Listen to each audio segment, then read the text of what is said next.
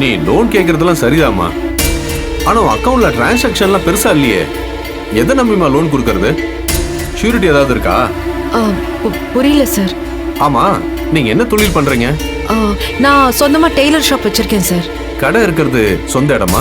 இல்ல லீஸுக்கு தான் சார். ஆனா அக்ரிமெண்ட்லாம் பக்காவா வச்சிருக்கேன் சார். அதை வச்செல்லாம் ஒன்றும் பண்ண முடியாதுமா. வேற ஏதாவது டாக்குமெண்ட் தான் கொண்டு வாங்க, செக் பண்ணி பார்க்கலாம். சார் நான் இருக்கிறதே வாடகை வீடு தான் சார். அதுவும் இல்லையா?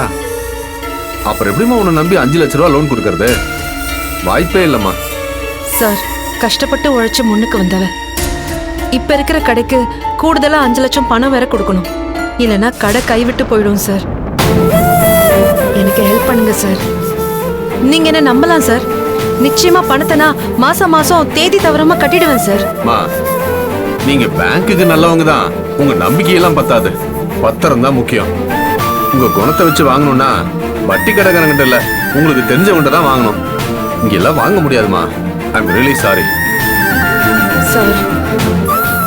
நீங்க போலாம்.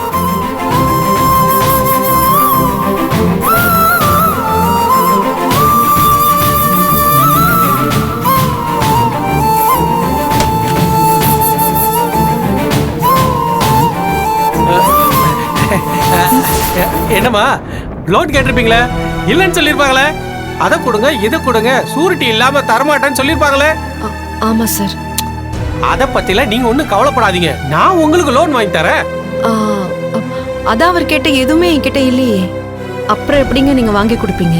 அதெல்லாம் அப்படித்தாம்மா, இதெல்லாம் எப்படி டீல் பண்ணணும்னு எனக்கு தான் தெரியும். நான் உங்களுக்காக எல்லா டாக்குமெண்ட்டையும் ரெடி பண்ணி தரேன். இது தப்பு இல்லையா சார்? இதுல நாம என்னமா தப்பு பண்ண போறோம் சொல்லுங்க? அவங்க பணம் தர போறாங்க, நீங்க கட்ட போறீங்க, கட்டிடுவீங்க தானே?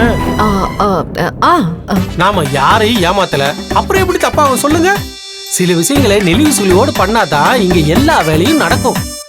நீங்க உங்க ப்ரூஃபை மட்டும் கொடுங்க, மற்ற விஷயங்கள் எல்லாம் ரெடி பண்ணி உங்களுக்கு லோன் வாங்கி தர வேண்டியது என்னோட பொறுப்பு. ஆமா, நீங்க எவ்வளவு அமௌண்ட் எதிர்பார்க்கறீங்க? ஒரு 5 லட்சம் ரூபாய் வேணும். இவ்வளவு தானே, முடிச்சிடலாம். ஆனா என்ன, எனக்கு ஒரு 5% கமிஷன் கொடுத்துடணும், சரியா? ஐயோ சாரி சார், எனக்கு தேவை அதிகமா இருக்கு. அதெல்லாம் சரிமா, நீங்க கேட்டு இல்லன்னு சொல்லிட்டாங்கல்ல, அத நான் தானே கஷ்டப்பட்டு வாங்கி தர போறேன். எனக்கு ஏதாச்சும் ஒரு ஆதாயம் வேணும்ல, உங்களுக்காக நான் எவ்வளவு ரிஸ்க் எடுக்கிறேன்.